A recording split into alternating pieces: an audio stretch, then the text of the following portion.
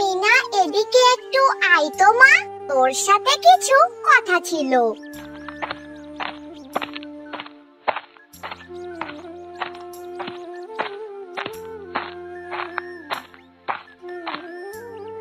মারে, আমি একটু বাজারে যাচ্ছি, তুই ঘরের মধ্যে থেকে বের হবি না, আর একা একা কোথাও খেলতে যাস না, কেমন?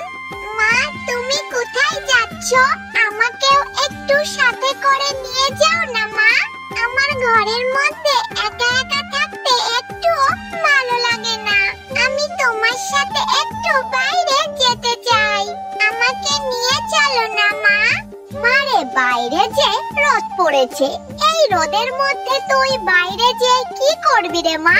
তার থেকে বরং তুই বাড়ির মধ্যেই থাক, তাছাড়া আমার কাছে বাড়তি কোনো টাকা নেই রে মা, যে তুই আমার কাছে কোনো কিছু আবদার করলে তোকে আমি কিনে দেব মা। আমি তোমার কাছে কোনো খেলনা চাইবো না, তুমি শুধু আমাকে তোমার সঙ্গে নিয়ে চলো না মা, আমি তোমার সঙ্গে গেলে মা আমার একটু তোমার সঙ্গে ঘোরাও হয়ে যাবে, বাড়িতে একা একা আমার একদমই ভালো লাগে না।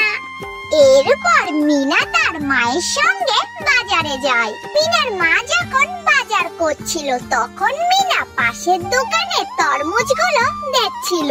মা দেখো, ওই পাশের দোকানে কত তরমুজ দেখা যাচ্ছে, ওই তরমুজগুলো খেতেও মনে হয় খুব সুস্বাদু হবে। মা, তুমি আমাকে একটা তরমুজ কিনে দেবে?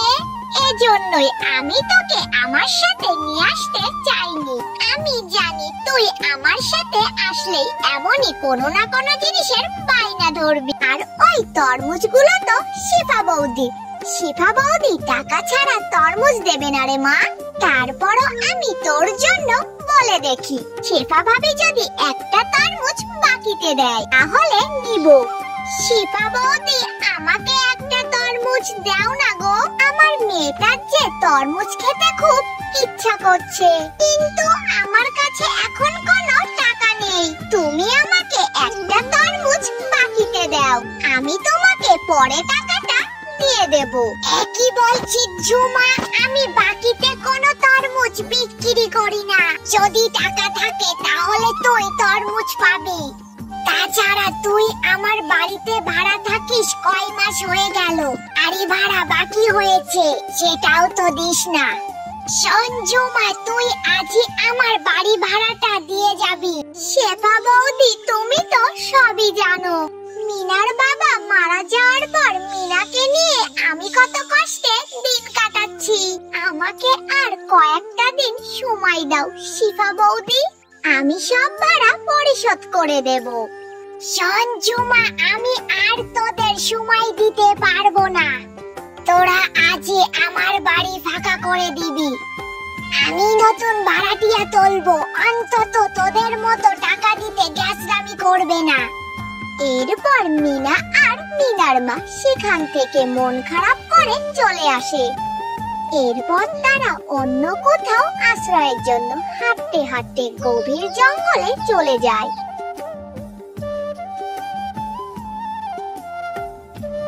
মা, ও মা, আমি যে আর হাঁটতে পারছি না মা, আমার যে খুব কষ্ট হচ্ছে, আমার জন্য শিফা কাকি কতই না তোমাকে কথা শোনালো মা, আমি তরমুজ খেতে চেয়েছি বলে শেফা কাকিমা আজ আমাদের বাড়ি থেকে বের করে দিল, আমি আর কখনো তরমুজ খেতে চাইবো না মা, আমিও যে আর হাঁটতে পারছি না মা, আর শেফা বৌদি বাড়ি থেকে বের করে দিয়েছে কারণ আমি যে তার কয়েক মাস হলো বাড়ি ভাড়া দিতেই পারি না, তোর বাবা মারা যাওয়ার পর থেকে কত কষ্ট করে আমি সংসার চালাচ্ছি দুমুঠো খাওয়ার জন্য, বাড়ি ভাড়া কোথা থেকে দেব রে মা?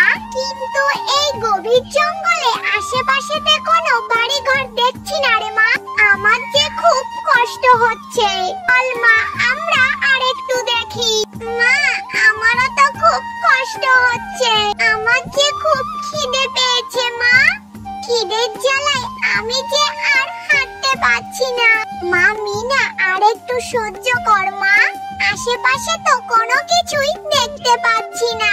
দেখবি সৃষ্টিকর্তা একটা না একটা ব্যবস্থা ঠিকই করবে। দুষ্টু তান্ত্রিক, তুই যাই করিস না কেন আমি কিছুতেই আমার জাদু লাঠি তোকে দেব না। ঠিক আছে, তুই যদি তোর জাদু লাঠি আমাকে না দিস তাহলে তোকে এখানেই মরতে হবে। এবার বল তুই কি করবি? তুই যা করার করে নে, আমি কিছুতেই আমার জাদু লাঠি তোকে দেব না। মা দেখো, ওই তান্ত্রিকটা ওই পরীটাকে আটকে রেখেছে। আমাদের এই পরীটাকে যেভাবেই হোক বাঁচাতে হবে মা। হ্যাঁ রে মা, তুই ঠিক বলেছিস, আমাদের পরীটাকে বাঁচাতে হবে। তুই এখানেই দাঁড়া, আমি কিছু একটা করছি। হ্যাঁ মা, তুমি যা করার তাড়াতাড়ি করো।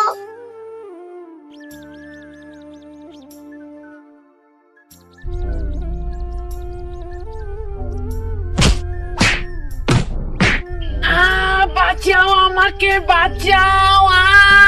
তোমাদের অনেক অনেক ধন্যবাদ, তোমরা আমার জীবন বাঁচিয়েছো। আর একটু হলেই অনেক বড় সর্বনাশ হয়ে যেত। কিন্তু তোমরা এই গভীর জঙ্গলে কি করে আসলে?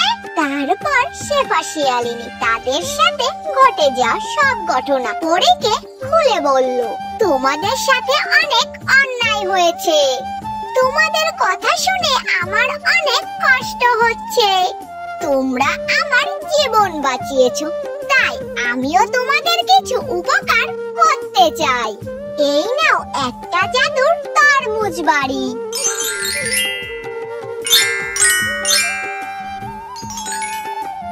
এখানে তোমাদের কোনো অভাব থাকবে না। তোমরা যা চাইবে এই জাদু তরমুজ বাড়ি তাই তোমাদের দিতে পারবে। ধন্যবাদ পরি, আমরা তোমার এই উপকার কোনোদিনও ভুলবো না। আমিও তোমাদের এই উপকার কখনোই ভুলবো না। আমি তাহলে এবার আসি। ও মা, এবার তাহলে আমরা যা খেতে চাইবো তাই সব পাবো। তাহলে আমাদের আর কোনো অভাব থাকলো না। আমরা যখন যা আমাদের মন চাইবে তাই খেতে পারবো। হ্যাঁ রে মা, এতদিন পর বিধাতা আমাদের দিকে মুখ তুলে তাকিয়েছে। এরপর মিনা আর শেফা শিয়ালিনী সেই জাদুর তরমুজ বাড়িতে বসবাস করতে থাকে, আর তাদের কোনো অভাব থাকে না।